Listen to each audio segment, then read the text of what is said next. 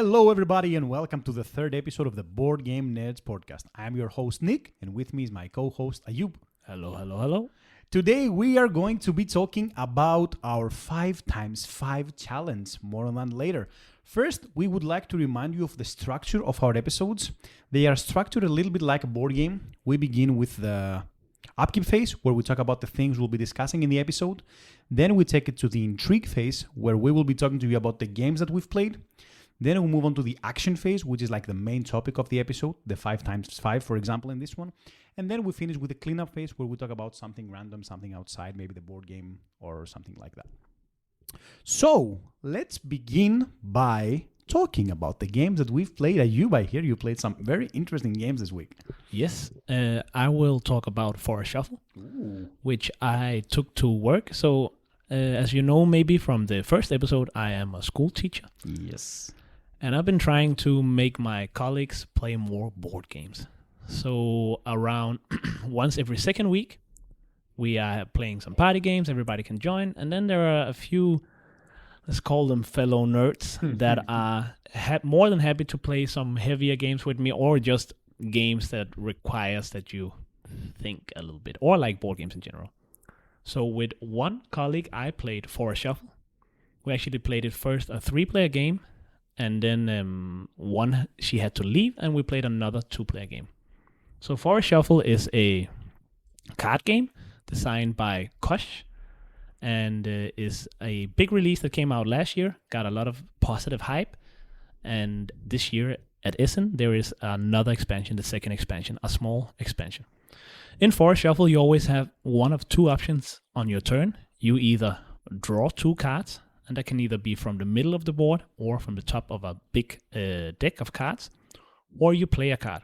You can either play a tree or play an animal or a plant on the side of one of the trees, or on the top of the bottom. All of these things will score your points, and when you play a card, you must pay with cards. So, for example, there might be a fox that requires 2 cards. You will put them in the middle. Other people can then later pick them when they draw 2 cards. And then the fox will let you draw a card for each hare you have, and so on and so forth. So they all combo off each other in different ways. It's a pretty cool game. It looks amazing. Playing birds in the top, playing plants in the bottom. And has a very interesting end. So you don't really know when the game will end. You have 3 winter cards that you shuffle into the last third of the deck. And when the last card is drawn, the game ends.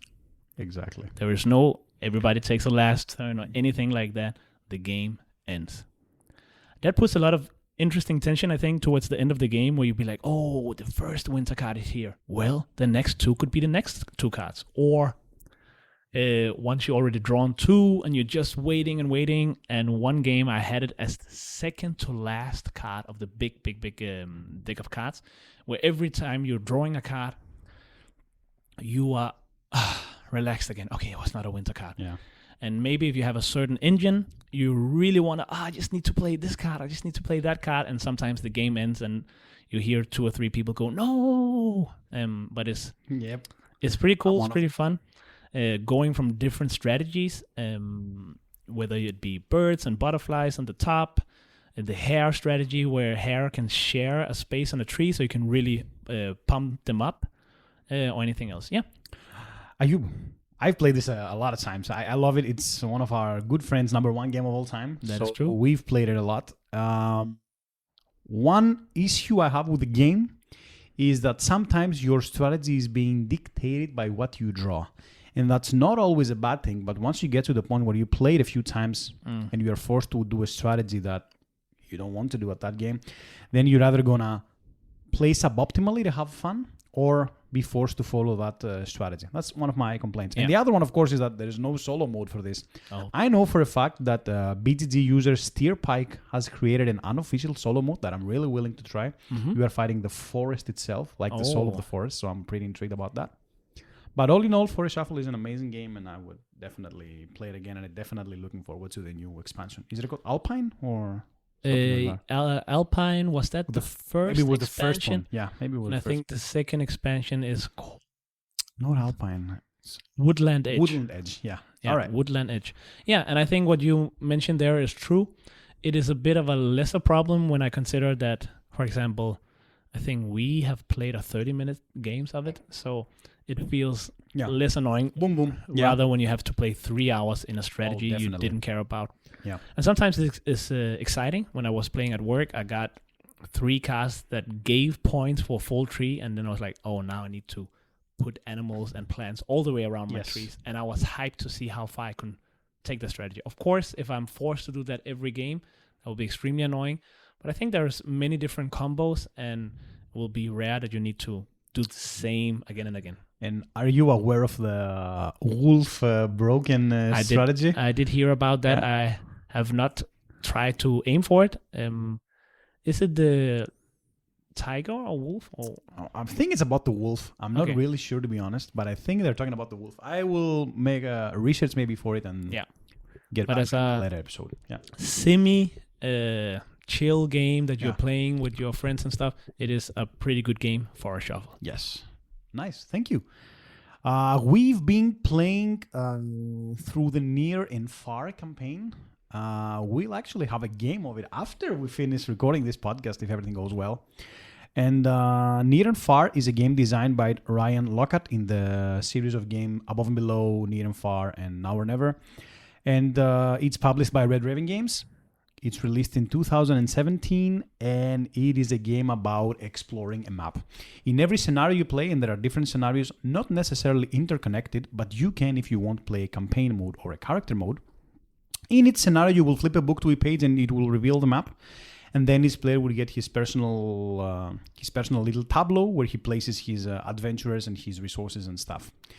On your turn, you can either visit the city to get upgrades, and that functions like a worker placement spot, or you can choose to leave the city and explore the wildlands. While in the city, you can do varied different actions to gain those resources. You can visit the market to exchange resources and get rid of cards, because if you don't play the cards in your hand by the end of the game, you will lose points. You can visit the general store to acquire money or cards. You can visit the mines to place tents and gain resources from there. You can buy some, I don't know what they are, some cute bird animals that let you move more and carry your treasures. Mm-hmm. And you can, of course, also gain treasures from the city. The interesting fact about the worker placement in the city is that if you ever go to a spot where somebody else is and you can't do that, then you are dueling with them. The duel is pretty simple. Roll a die, and whoever rolls the highest wins. The loser goes to jail, and if you are the attacking that lost, you also lose your turn. But you can choose to fight cleanly or dirty. If you fight clean, then you're good. If you lose, you gain reputation. But if you fight dirty, then you gain +1 to your die. And if you lose reputation. And reputation is a track that you either want to go up or down, because depending on where you are on the track, some different cards might be enabled to be played from your hand. So that is the city part. That's the one part of the game. The second part is you can say, okay, I'm ready now. I'm leaving the city. I have recruited my party. I've assembled it, and now I'm ready to go out and explore. And how you do that is you move throughout the map, and wherever you go to, you can choose to place a tent or follow through a story quests. Some story books will be placed on the map randomly at the beginning of each game, and when you land on one of them, the person to your right will take the book, and it will read you a nice little story. Then the story will give you a choice, and that choice will involve you making a fight check or a skill check. Once again, pretty simple. You will just roll the dice, add all the symbols up from the corresponding check, and then if you succeeded, you get something, and if you failed, you will get nothing. And that's pretty much how the game plays. Mm-hmm. Near and Far is, in my opinion, a better Above and Below, although in 2025 we get Above and Below Haunted, which is super hype, and you standalone game that can be combined with Above and Below. But Near and Far is a very interesting worker placement game. I believe it shines in 3 or 4 player games because there's more interaction going on up in the tavern, but it can also be easily played as a 2-player game. Unfortunately, no solo for all us solo gamers out there. My favorite part about it is by far the exploration mechanic and the reading of the paragraphs and the storytelling, because I'm a huge RPG fan and that really immerses me in the story. I know it can get dull for some people because they don't want to read, they just want to play. But in my opinion, is a very well designed game. Awesome game, very high on my list, totally recommended. Ayub, what do you think about Near and Far? Yeah, Near Far, I also agree that I liked it more than I liked Above and Below. I do like the assembly of the party and everything. In Above and Below, when you use the different characters, they are tired. Yeah. They need to rest and get ready again. And that is not a part of Near and Far. You just use them as much as you can, and then they're ready if you want to go out again. I think that's one thing that I like a lot about Near and Far, because Above and Below had that thing, and it made it feel a little bit slow sometimes, or that you couldn't do Exactly as what much you wanted. next. Yeah. Yeah. So in that sense, I like Near and Far more. I also like the exploration, that you can place the tents and you can use each other's tents to actually move further. Exactly. That's also quite interesting. I also do think now we'll try it as a 2-player game soon. It was definitely cool as a 3-player game, so I'm hyped to see how it will be with 2. You can also use those characters, right, in Near and Far, in the Above and Below game. Yeah, of course. Oh, that's very right. Whenever you, in Near and Far, you get some characters that are the ones you recruit to come with you on the adventures. If you flip them on the other side, then they're fully compatible with Above and Below. We haven't done that yet, but I think we should at some point. Yeah. It sounds very, very interesting. That's a nice way to have an expansion for another game inside a game. It's like extra content without you having asked for it. Cool. Near and Far. So let's now move into the 5x5. Yes. You want to explain to us a little bit what that is? Yes. So, at a certain time, we were talking about there are certain games we maybe don't get to play or need to play more, or just that we don't really dive into games that much. We'll play them one time and then we go into another game. That needed to change for no particular reason at all. So we decided to each pick 5 games and play them 5 times. On top of that, we are also painting on a little piece of paper who wins each of those games. Unfortunately, the paper is a bit red right now. But Fortunately. There is also some purple. So There is. that is totally fine. And we each picked 5 games, and we're just going to go through which games we picked. We'll also post a picture on the Instagram so you can see the games and maybe even decide who picked the better games. Yeah. So, do you want to start with your first game? Sure. Yes. My first game is actually on your collection. That's how much I wanted to play it. That I Yes. added a game from your collection. And spoiler alert, I did it twice. Okay, so the first game I'm going to talk about is called Dale of Merchants, a game designed by Sami Lasko and published by Snowdale Design. Dale of Merchant is a cute-looking animal-themed deck-building game in which in every game you play, you select some decks depending on player count, and each deck has a different animal on it. Then you shuffle those decks, and in a classic deck-building style, you make a row of cards and you draw your starting hand of cards. On your turn, in Dale of Merchants, you can do 3 or 4 different things, but the most important ones are that you can first play a card, and if that card has a plus symbol, then you can play more cards. Or you can buy cards by using money from your hand to buy the card from the center of the table. Or, and that's how the game ends, you can build a stall. Each card has 2 distinct features, a color and a number. When building a stall, you must start from number 1 and go up all the way to number 8. And the only restriction is you can only build 1 stall per turn, and every stall must have cards of the same color.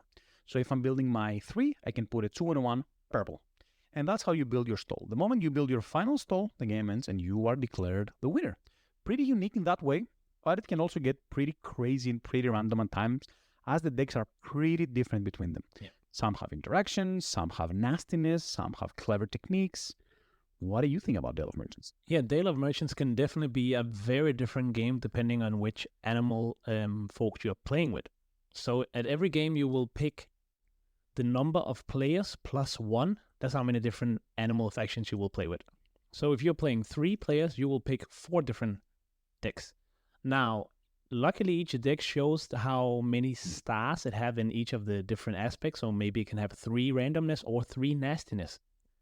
If you pick 4 decks that are all very nasty and random, it will be a crazy game where you will draw cards from each other's hands that the other person bought, randomly give a card to the opponent, It can get roll a die and to do some stuff, so it can get really crazy. Yeah. Other decks are more chill, I would say, where you get to draw more, do some other wacky stuff. I used to like this game, I think, quite a lot. It has definitely changed. Yeah, that's something we discovered through Yeah. our 5x5. Yeah, and that that is definitely one of the reasons why we did this. The first game, I think we were both like, okay, this is fine. And the second and the third game, Yeah, I think we outgrew this game, I feel. Yeah. And for all of those out there that are counting score, this game we played 3 out of 5 times already, and Nick is leading 2-1 against you. Yes. Okay. So, yeah. First game for you? Feel immersion. My first game, and I think I will take them in the order of how hyped I am about them. Cool. So I'll start with the least hyped, and that is Into Deep. Into Deep is a very interesting game. You are actually not playing a character. There will be characters on the board, which people you hack into their brains. So at the beginning of the turn, you decide which character you're going to hack into right now. That will get on your board. You will get some influence for that character that will let you do different stuff. You will get some missions where you need certain characters to be in a certain location with a certain object to then get some extra points, money, and so on and so forth. Into Deep is very different than the other games on our list, and I think the biggest issue, if I can say that, the reason why we haven't played it more is that it seems very different, and every time we kind of need to, how was this again? Whenever you get to complete a quest, there's quite a few steps, but when we actually sit down and play it, I actually really enjoy it a lot. It's just a bit harder to get to the table, and especially with higher player count, there might be quite a bit of waiting time. Other than that, I actually think it's a pretty cool game. What do you think about it, Nick? I will say it's pretty unique. I don't think I've played anything like this. It has your regular hand management, pick up and deliver, some push your luck. And the thing that I dislike about it the most is that whenever you mentioned you complete this quest, right? I have to get my guy into a special location with a special item. When you do that, then you have to follow some steps. And while you're completing these steps, the other players are just waiting for you to do that. So there is downtime that seems unnecessary for me. And I will say, it's not that I don't like this game, but out of these 10 games, I feel like this is the one I'm less hyped about playing. Yeah. I will say that it is above Tale of Missions for me right now. Yeah, I can imagine. Yeah. And we only played it once. We only played it once? Yeah. Red is leading 1-0. Yeah, I mean, we played it once for this particular list. Yeah, we did try it 1 or 2 times before. 2 times before it. Yeah. So, Into Deep. All right. That's out of the way. I will speak about my second game, another game that it's in your collection that I enjoy a lot more than I enjoy Tale of Merchants. It's called Rats of Wistar, a 2023 release by the one and only Simone Luciani and Danilo Sabia, published by Cranio Creations. In Rats of Wistar, it's a classic worker placement game. There is a big wheel in the center, and you are placing your workers around the wheel to try and get different resources and do different actions. The main things you do is you are exploring a house, and you are also building your own tableau of little houses. So the main thing you're trying to do is, of course, is gather as much points as possible, and you play over a course of 4 rounds. In every round, you will place your worker one by one until everybody has placed their workers, and then it goes forward. This wheel of actions changes every round. Yep. So every round is very different where you will place the workers to get the specific actions you need. I like this game. It has this unique mechanic where you have your main workers and then you can support them by other little workers to make your actions stronger. Smaller mice. Yes. But you must be really careful where you place them, because when the wheel moves, the mice will stay there. So it's really important to place them strategically, because it's not super easy to move them around. In addition to all these, there is a card playing element in the game where you can play cards that do different things, either passive benefits, one-time effects, or endgame bonuses. And I really love tableau builders, as you might have guessed. So that's why Rats of Wistar is pretty high on my list, and I'm pretty hyped to play it more. I played it twice so far. Yeah, I definitely think it's a very good game. We did, unfortunately, play a little rule wrong when we played it. Yes. When you explore the house, you use some explore points to go into a different room and flip a card and pick up some small mice or cheese inside the house. And when you flip these cards, there are missions on the cards. And you need some different points to actually complete those missions. Different actions to complete the mission. And we unfortunately used those explore points to also complete the mission, which made it easier. Not an easy game at all, but it made it much easier. Yeah. like Nick said, is pretty unique with the different actions in the sides and the wheel that turns. So in one turn, you want to build bits, but the smaller actions that are now in the same area as the building bits are totally different than the last round. So you're really trying to plan, and also you kind of have to plan a little bit ahead to see what are you going to do in the future. Yeah, that is Wrath of Wishta. It's a pretty cool worker placement and tableau builder, and I really enjoy both of those categories. We love that. What is your second game in our 5x5 list? The second game in the list and is Kalos. Kalos 1303. So Kalos is like it's often been called like one of the granddaddies of worker placements. And in this game, you place your workers, but not until everybody has passed will you activate them. This is quite interesting, and you will activate it. So there's a road, like a road that leads all the way up to a castle, and you will activate it from the back and towards the castle. So you can pick a spot up towards the castle that says, well, I'm going to make 1 stone into 4 workers. But you don't have the stone yet. But you don't need the stone yet. You're just planning. Then on your next turn, you can actually place a worker on a stone spot that is before that spot, so that you will actually have the stone once you get to that spot. This will make more sense if you see the board and try and play the game. Of course, other players can steal that spot from you and see, okay, so he's actually planning to do this. Therefore, you really need to be strategic about where you place and which actions you're going to take. And of course, there is one thing that has been up to discussion a lot of times between us, and that is the Provost, I believe he's called. Provost, yes. This is a little guy on a horse that players can, there's a specific spot where you can move him around, and there's also a bridge that at the end of every round, people can pay to move him. And every building that he crosses will not activate this round. And he always starts from the far end of the road. And this is, well, basically almost take that mean kind of thing. And yeah, how do you feel about that, Nick? It's a solid game. The Provost, honestly, I hate him. Yeah, I really, especially the first time we played it, it really fucked up a player, and I could see in his face that he was so sad about what happened that it made me hate the Provost. Further plays have made me hate him less because it's always a pawn and you can always play around it, but it takes resources to do that. You have to plan ahead, be a bit smart and strategic about where to place it, but I believe that Kalos is a very well designed worker placement game and a must play for everyone who likes worker placement. Yeah, I totally agree. And we tend to disagree on the Provost a bit. I don't mind him. I'm not loving him, but I don't mind him. I think he's can sometimes make it so if someone is ahead and pick all the expensive building as the end, you can kind of use him to stop that, and players will naturally kind of play around it, which I understand for a lot of people will be annoying. Yeah. But that means that people will not just pick the furthest building because they are considering the Provost as well. So it's a bit of interaction. Let us know what you think about the Provost. You can comment that on one of the pictures that we'll post in the Instagram about Kalos. Yeah. And that is board_game_nerds, board game nerds on Instagram.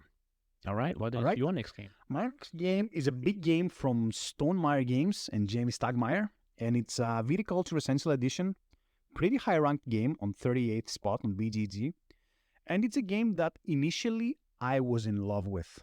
Having been in love with it, I wanted to share with other players, and that's why I added it to the list.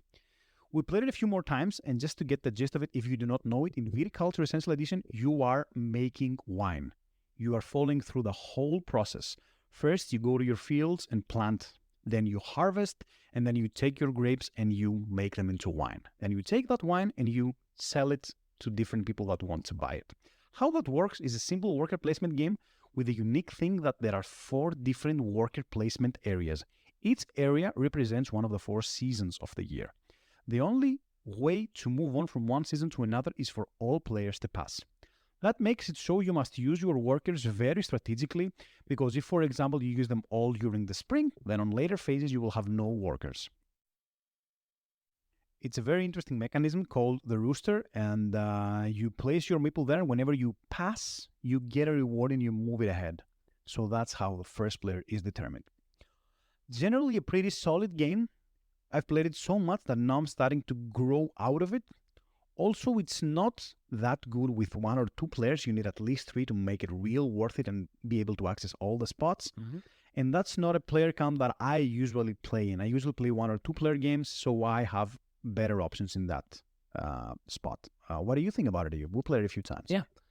I've been going back and forth on this. Sometimes I like it, sometimes I like it less. It seems that the cards can often feel very swingy. So you will draw cards from 4 different stacks, and sometimes you will just get a card where you'll be like, this is perfect for me, and it will really help you elevate your engine towards victory.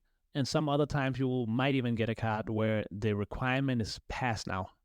You could have done this early in the game, but because everybody unlocked all their workers and it is determined for each person that didn't unlock the worker, they can pay you to do this or that, you can't use the card anymore.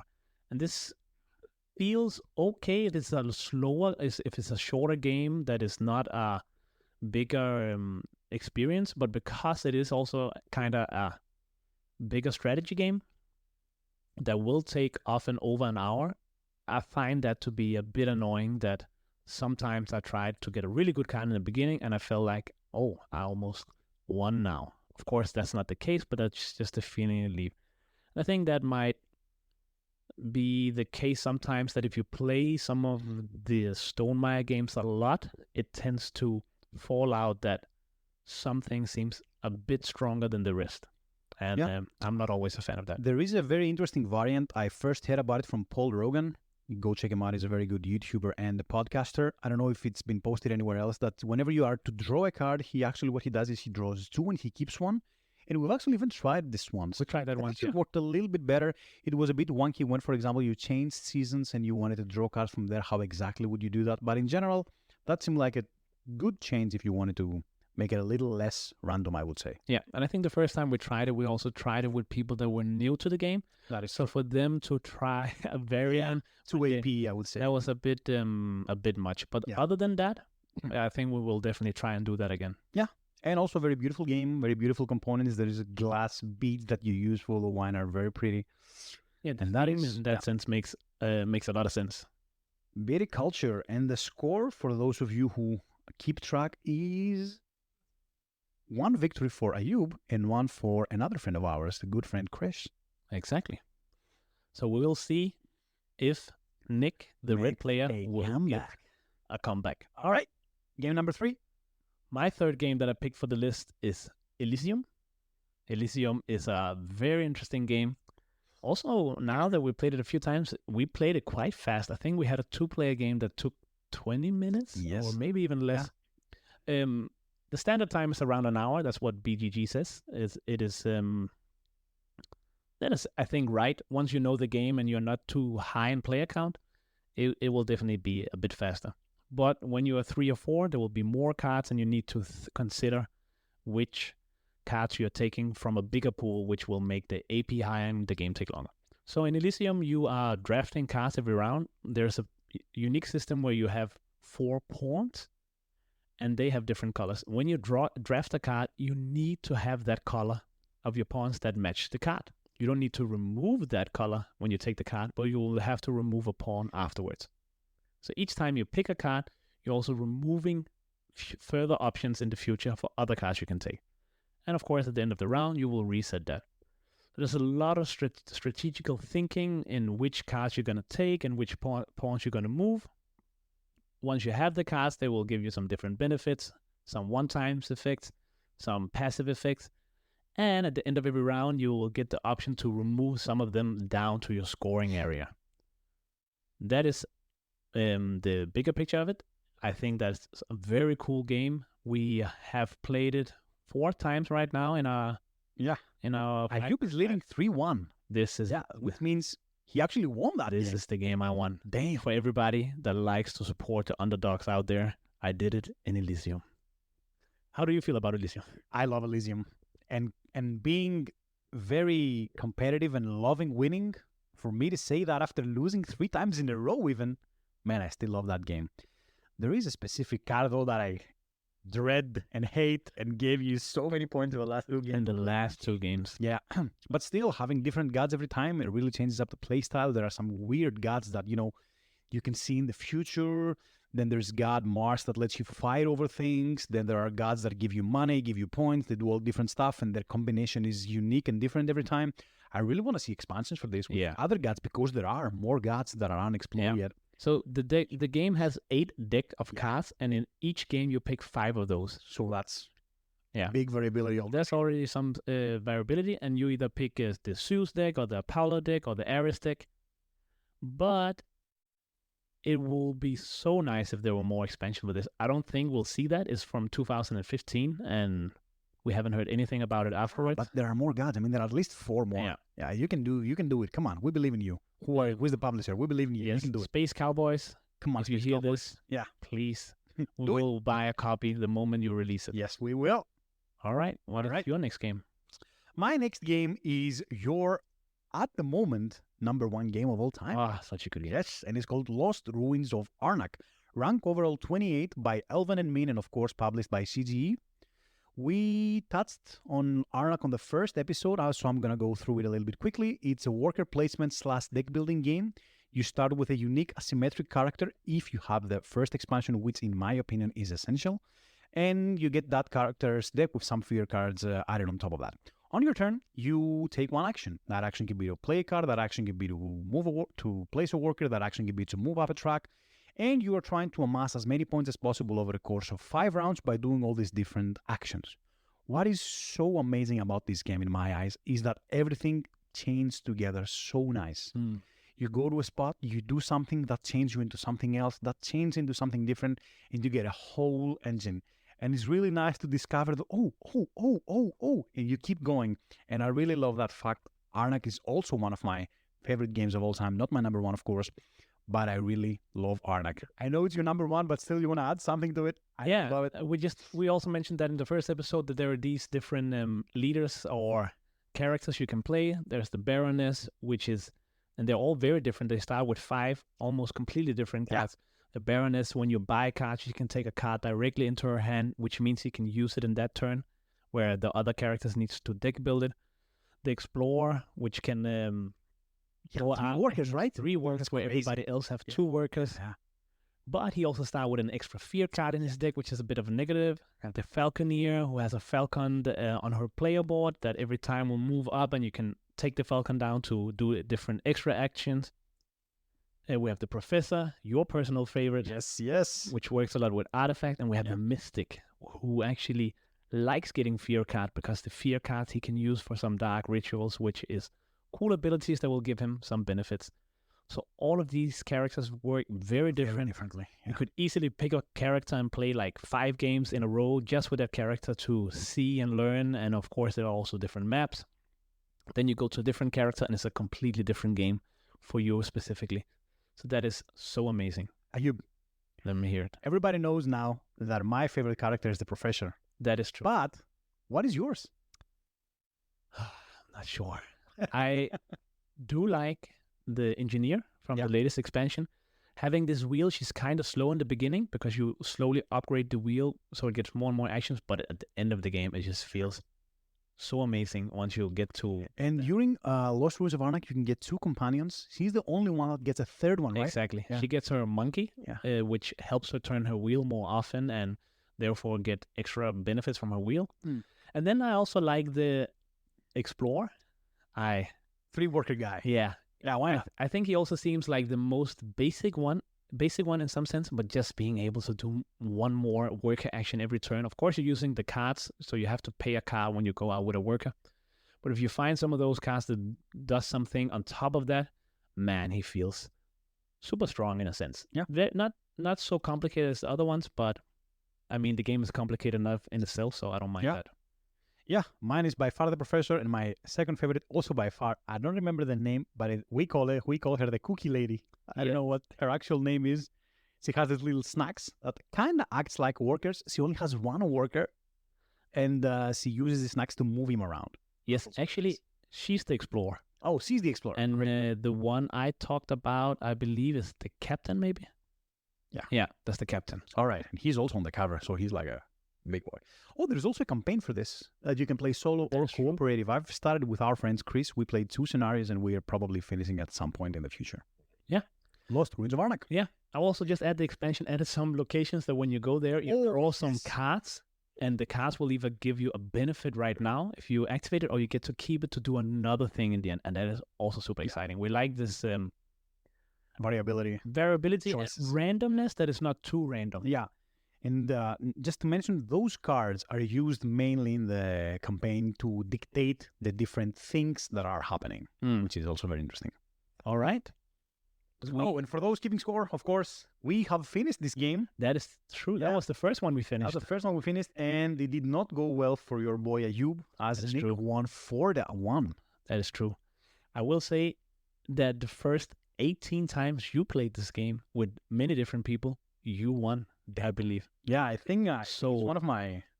I was very happy actually to get a win. And you know, story time now. You play this game 18 times and you win every time. And you're like, damn, I'm good at this game. Yeah. And then I go on Board Game Arena one day just to see if I am good, and I get against a random guy. He crushed me. Man, remember this we're story. not that good. Yeah, the world is big and vast. Yeah. All right. All right. So I have 2 games left. You have 2 games left. I will go to the next one. I only have one game left, good sir. Oh. Yeah. Because Because I started. makes sense. And that is Rajas of the Ganges. Rajas of the Ganges is, has this way with the game in. There are 2 tracks of the side of the board, and they go in opposite direction. And once they meet, that triggers the end of the game. That is very known from Ark Nova right now, but Rajas of the Ganges did it just a few years before. It is a game from 2017, and it is essentially a worker placement game. There are a ton of dice in the games, and those dice you will use to do different actions. So it's not necessarily that a higher number is better. They just let you go to different spots, where the lower numbers let you do other things. There's also a mini board you have in front of you where you are building a road, and once you touch the sides, you get some benefits, and those benefits are always random but super exciting. You have an idea of what they might be. They are usually either money or fame or giving you more dice. So you are very excited and hyped whenever you get to that point. Yeah, I really enjoy Rajas of the Ganges. You are just doing so much with the dice. Yeah, Man, it's such a good game. It's also one of my favorite games. We played it 4 times. Nick is leading 4-0 on that one. And the thing that I love most about Rajas of the Ganges is the choices you have. You can do so many things. And you have all these modules and mini expansions, and we're slowly adding them. And now it's become this grandeur game where we're always so hyped to play. You know, you got your mango villages and your unique tiles on the top and all your different river tiles. It's such a good game. and you don't know this, I think, but I got the folder spaces insert for it now, so everything is in the main box. That is very good. We had some smaller, they're called goodie boxes with the small mini expansion. So I think there are like 4 to 6 in each goodie box, which was a little bit annoying when you had to open it and find it. And Oh, they're all together now? now they are all together in the big main box. We love that. As a person who loves setting up the games, that sounds amazing. Yeah, I'm very hyped about it. All right. Number 1 game, Your number 1 pick Yes. for the list? and my number 1 game of all time, and course. objectively the best game ever created. The 7th best overall game at the moment in the world is called Terraforming Mars by Jacob Fryxelis and Fricks Games. I mean, I've already, 3 episodes in and I've already talked about it so much, but Terraforming Mars is an engine building game, the ancestor of Ark Nova. Mm-hmm. And in Terraforming Mars, you try to terraform the planet Mars because the resources on planet Earth are dwindling down. And you do that by mainly playing cards from your hand. Every card has a requirement, it has some tags that it gives you when you play it, and some rewards that you get by playing it. You try to increase your tracks of resources, and then when the income comes, you get a lot of resources, and then it goes on. There's a drafting phase where you get new cards, and then during your turn, you play as much as you can, and then when everybody passes, we move on to the next round, which is a next generation. And then when the planet is fully terraformed, and a planet needs water, heat, and greenery to survive. So once those 3 parameters are fully terraformed, then the planet is good to live in, and the game ends. Love this game. Will always love it. We played it 5 times already, so it's another one we've completed. And Ayub, I know you also like Terraforming Mars. What do you think about it? Yeah, I think Terraforming Mars is an amazing game. It is the game that, if you haven't heard the first episode, but then again, listen to it in order. That I got from someone I was dating for a little while, and she just had it in her basement for a long time, and promised to give it to me if I just played it with her once. And she didn't like the game, but lucky for me, I got it, and it is a really cool game. It really gives you this feeling of, oh, now I can do this, now I can do that. You get some income that you will get at the end of every round, and a lot of the cards that you're playing will increase your income, whether that will be your money income, your steel income, your titanium income, your plant income. Just getting more and more stuff at the end of each round really is a good feeling. Yeah, I think the most general problem is that people say it will be a bit long with many players, but I know you love it, Lick, and I know also that you like to play it one, you like to play it two. You can mitigate that problem exactly by playing 1-2 people. Yeah. So But if you have a bigger group, just be ready that, especially if it's a new game for all of you, that will take some time. there are newer versions of it. Terraforming Mars, the DICE game, and Terraforming Mars RS Expedition are both shorter games and offer kind of like the same feeling. If you have bigger groups and want a shorter game, you can definitely try those. I have them fully expansion, fully sleeved. Oh my, I love them both. So yeah, that was Terraforming Mars. For those of you keeping score, Nick 1520. This was a game, story time again. Oh yes, the good. This is a game where Nick has played this a million of times. He played it solo a lot of times. You played it online too? I played it online once, and I lost. Okay. Yeah. And you know, like all the cards almost by heart when you see the pictures and stuff like that. Not really. And I was sure I would lose every single game. But the last game was super close, and I really did my best. I was a bit tired. I also think I made some mistakes that I could see afterwards, and I lost with 1 point. That was a 1 point difference. That was a point difference. And I usually I don't like it. It usually just happens by itself that I calculate the scores when playing games, and I'm like, man, what am I gonna do? I just need that point. I'm behind. And then my last card gave me 2 points, and in my head, Ayub of course wouldn't know it at the time, but in my head I'm like, man, this is amazing. Yeah, It's 2 points. The lack of the draw. Terraforming Mars. yeah, it's a very good game. Yeah. All right. Da-da-da-da-dum. Your final game. All right, the final game that I picked for our 5x5 is Ascension Tactics miniature deck building game. So I used to play a lot of deck building games back in the days with my good friend Callan. Goat. We played a lot of Ascension, not Ascension Tactics, but the original Ascension. We played a lot of Star Realms, and we played a lot of Hero Realms. When Ascension Tactics came out, and it was a deck building game with a board with miniatures that you moved around with the cards you use for your deck building, I was blown away. It was such a good experience, especially also for me and Callan playing it together, that it was like playing Ascension, but way better. The way that there are many different scenarios. On some maps, you just need to go and take control of these shrines, and you just do that by having your miniatures next to it. Other maps, you need to protect the VIP that will try to go from one end to the other end of the map, and there are so many different scenarios. Yeah. All of this seems very different, and of course, there are still some of the things that go again and again, but that's totally fine. You will set off different stuff on the map. And just having a deck builder where either you buy cards that can enhance your different miniatures, or you'll buy cards that says, well, this turn is free to command them. So all of a sudden you can move one around that you will normally have to pay a lot of command power for, which is also something you need to get from your cards otherwise. It is just such a pleasure to play every time that in the end, I bought the version with the miniatures, and I gave the other version to my friend, Callan, who we played with a lot. And yeah, I really like this game.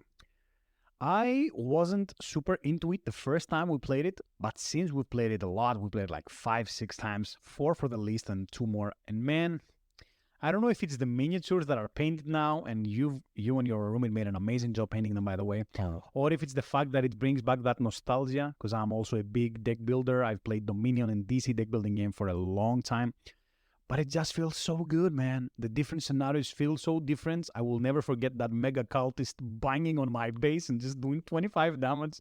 That was crazy. And generally a very, very feels good game. Yeah. Do you have a favorite hero? Me personally, Yeah. Someone say, yeah, I need this hero. Because on the start of the game, you draft different heroes and they are the ones of your main heroes, right? Yeah. So you have someone that makes it on the top of the list for you? yeah. So I will go by two different types. So one is just that I feel she's always a good hero.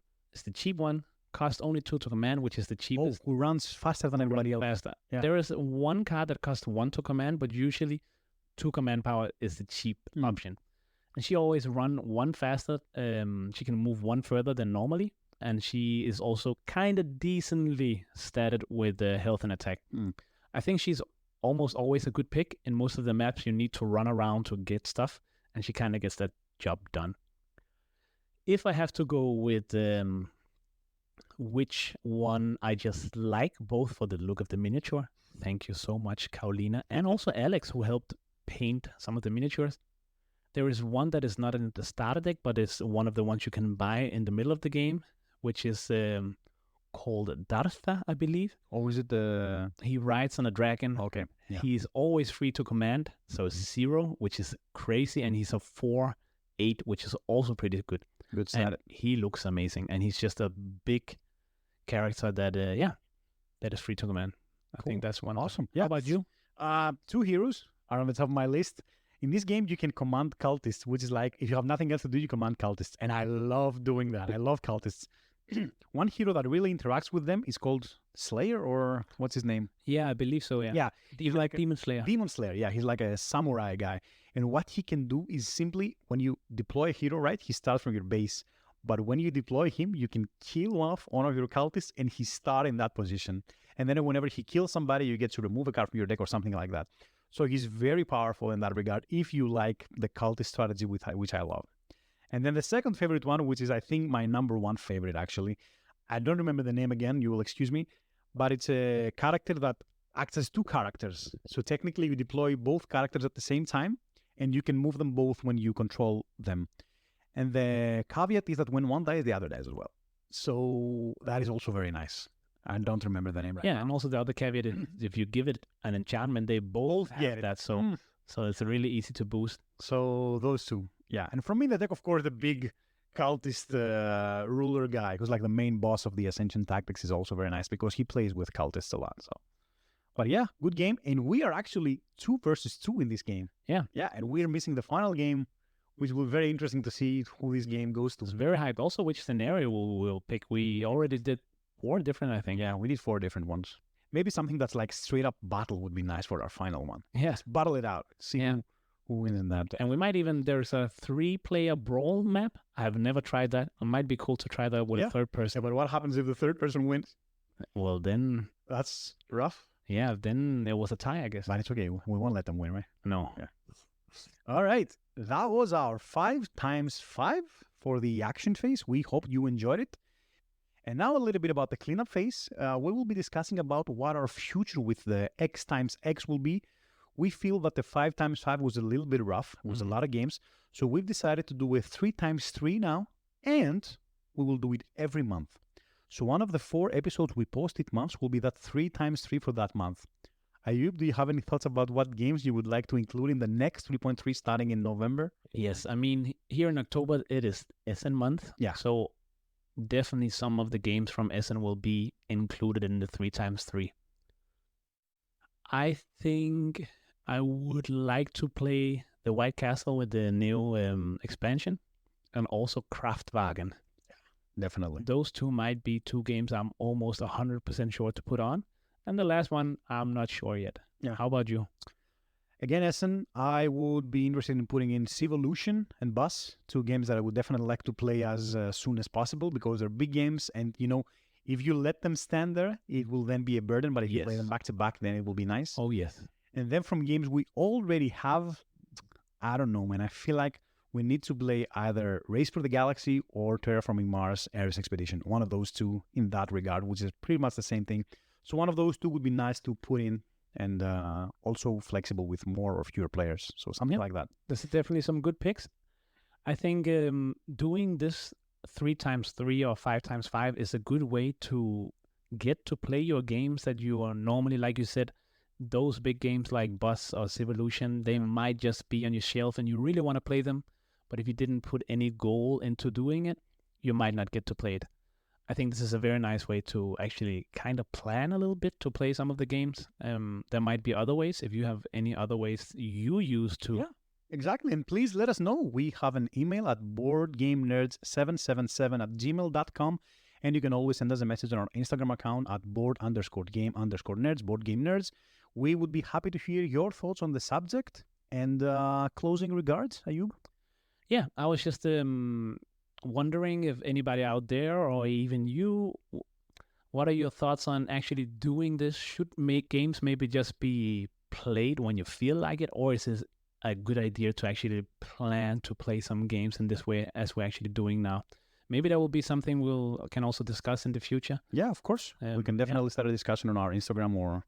Yeah. Yeah. So otherwise, that's it. I am happy for this episode. I am happy that we got to talk a bit about our 5x5. Man, it was nice to just getting it out there. Yeah, we've been struggling with this challenge. Yeah. We will post a picture of it where you can see how many times we have played each of those 10 games so far. Exactly. And there you can also vote for which 5 games you like the best. Yeah, let's go. And just Team Red, let's go. And just see that, unfortunately, Red is winning quite a bit. That was it for this episode, I think. Yes, I was Nick, and this is Ayub. And see you all next time.